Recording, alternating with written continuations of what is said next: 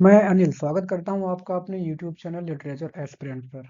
आज का हमारा टॉपिक है इंग्लैंड इन 1819। सोनेट है पीबी शैली की, जो कि उन्होंने अपने पॉलिटिकल आइडियाज को एक्सप्रेस करने के लिए लिखी थी।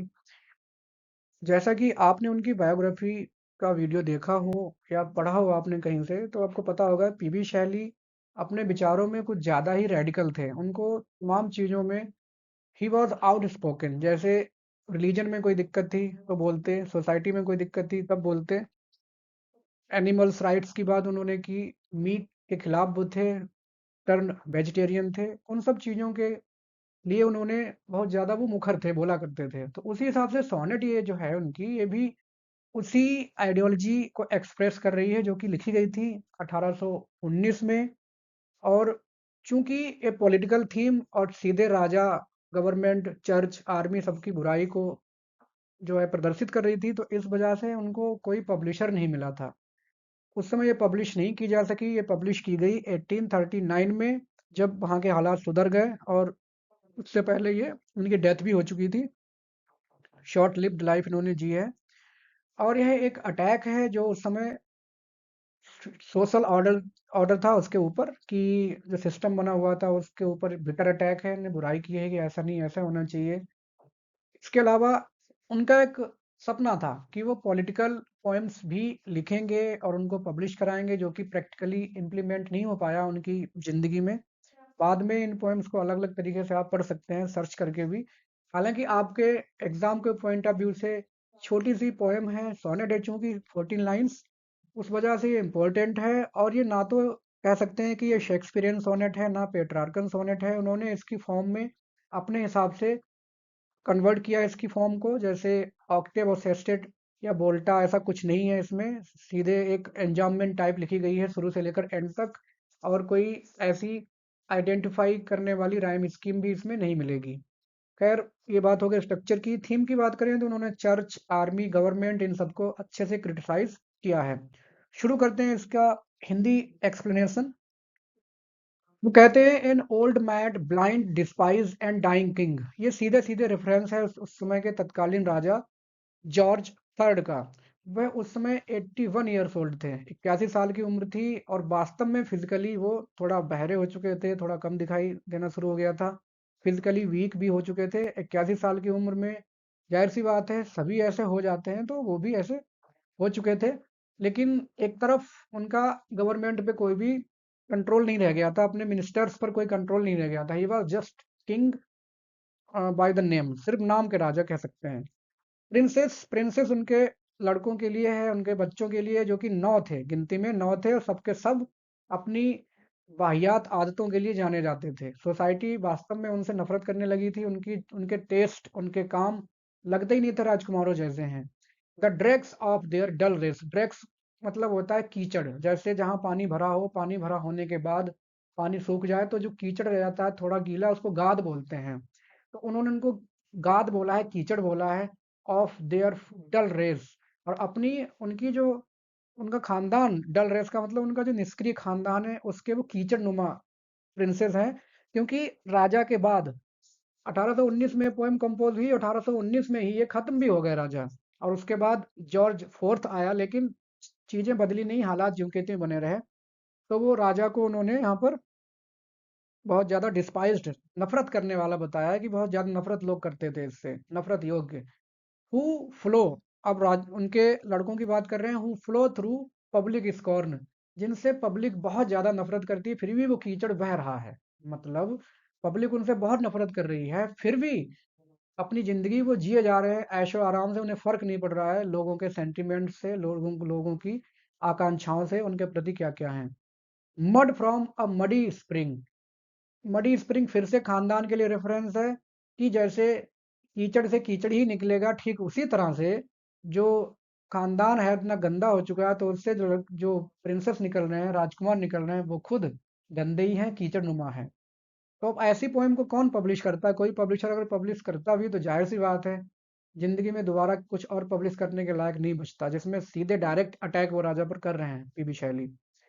Rulers who neither see nor feel nor know. ऐसे शासक जो ना तो उनके पास फीलिंग है, ना वो कुछ जानते हैं, और ना उन्हें कुछ दिखाई देता है। उन्हें पब्लिक की सेंटिमेंट्स ना फीलिंग में समझ में आती हैं, ना वो देख पा रहे हैं, ना कुछ जानते हैं। उन्हें लोगों की परेशानियों से कोई लेना-देना नहीं है, वो सिर्फ़ अपनी ज़िंदगी जी रहे हैं। कैसे जी रहे हैं? बट लीच लाइक, जोंक की तरह। जोंक के बारे में आप जानते होंगे, एक ऐसा कीड़ा रहता है जो जानवरों से चिपक करके उनका ब्लड जो है वो चूसता है, और बाद में जब वो फुल हो जाता है उसका पेट, तो ऑटोमेटिक वो गिर जाता है। उसे छुटाना भी नहीं पड़ता, लेकिन पहले वो तेज चिपकती है जोंक। To their fainting country cling, वो जोंक की तरह अपनी बेहोश होती हुई, फेंटिंग का मतलब बेहोश होना होता है, लेकिन यहाँ पे हम कहेंगे कमजोर, या डिस्ट्रॉय, बर्बाद होती हुई देश, या बर्बाद होता हुआ जो देश है उसमें वो जोंक की तरह चिपके हुए हैं, और अभी भी जो भी थोड़ा बहुत खून बचा है उसको वो चूस रहे हैं, या यूं कहिए कि जो परेशानियां हैं उनको और ज्यादा बढ़ा रहे हैं। They till they drop blind in blood, जब तक वो पूरी तरह से ब्लड में, पूरी तरह से उनका पेट भर जाता है तो खून में अंधे हो जाते हैं। यूं कहो कि पेट पूरा भर गया, और उसके बाद वे they drop without a blow, बिना किसी, जैसे आपको उनको मारना नहीं पड़ेगा। जोंक जब ऐसी खून चूस के मोटी हो जाती है तो उसको आपको छुटाना नहीं पड़ता, उसका वजन इतना ऑटोमेटिक खुद हो जाता है कि वो खुद ही गिर जाती है छुट करके। तो ठीक उसी तरह से यहाँ पर उन्हें राजाओं, मिनिस्टर्स और राजकुमारों के बारे में बोला है कि वो इस बर्बाद होते हुए देश में फिर भी अभी जमे हुए हैं और बस अपना काम निकाल रहे हैं।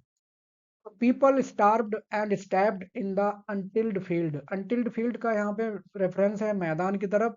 या एक पीटरलू मैसेकर हुआ था सुधार को लेकर के, कुछ लोग इकट्ठे हुए थे, पीटरलू ग्राउंड था वहां पर, कि सरकार के खिलाफ जो धरना प्रदर्शन हो रहा था वहां पर। तो कुछ लोग आए, हेनरी हंट नाम था जो रिफॉर्मर थे, जो कि सुनाने आए थे लोगों को अपने विचार। वहां लोग इकट्ठे हुए, और तभी सैनिक भेज दिए राजा ने। राजा के सैनिकों ने उसको गिरफ्तार करना चाहा, पब्लिक में आउटरेज हो गया, जिसकी वजह से करीब 11 लोग मारे गए, करीब 400 लोग घायल हुए थे। तो उस पीटरलू मैस्कर उसको नाम दिया गया। तो ये रेफरेंस है वहां का, कि बेचारे इनोसेंट लोगों को वहां पर मारा गया, घायल किए गए, जिनकी कोई गलती नहीं थी।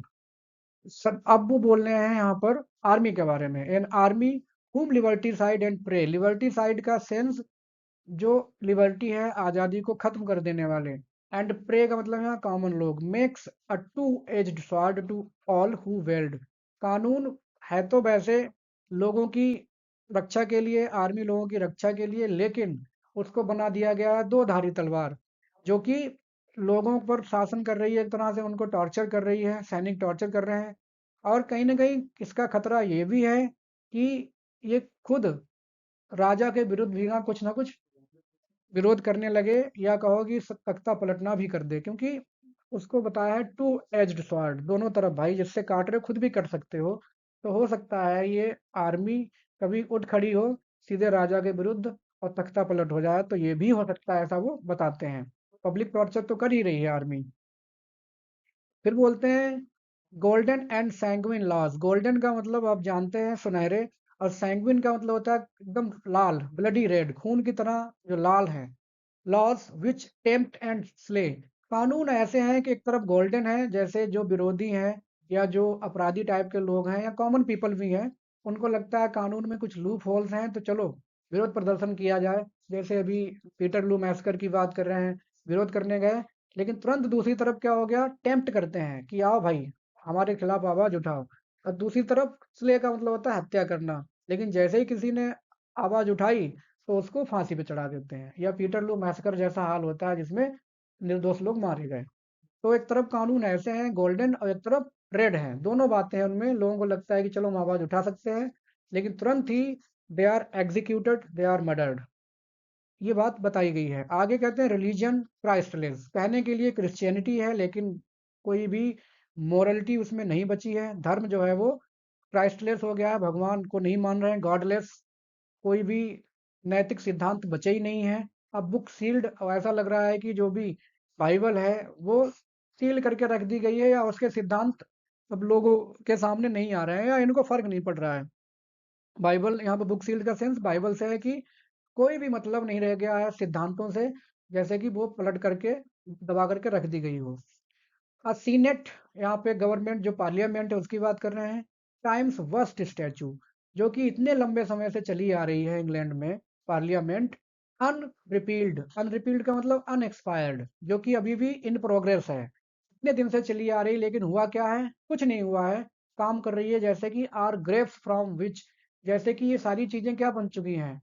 कब्रगाह बन चुकी हैं। और इन्हीं से, विच अ ग्लोरियस फैंटम में वस्ट, और इन्हीं से ही लास्ट की लाइनें जो हैं वो ऑप्टिमिस्टिक लाइन है, कि इन्हीं से ही एक दिन एक ऐसी स्पिरिट आत्मा जन्म लेगी कि टू एल्यूमेंट आर टेम्पेस्चुअस डे, जिससे कि हमारा जो टेम्पेस्चुअस या तूफानी जिंदगी जो चल रही है, समाज सिस्टम जो भी तूफानी या उथल पुथल भरा चल रहा है, वो जगमगा जाएगा या वो सुधर जाएगा।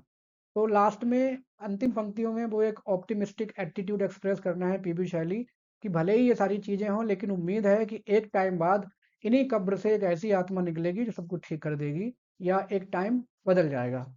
तो ये थी सोनेट इंग्लैंड इन 1819, जो कि उस समय तत्कालीन हालातों को बयां कर रही है पीबी शैली की। उम्मीद है आपको समझ आई है। समझ आई है तो आप चैनल को लाइक, सब्सक्राइब, शेयर कर सकते हैं। Thanks for watching.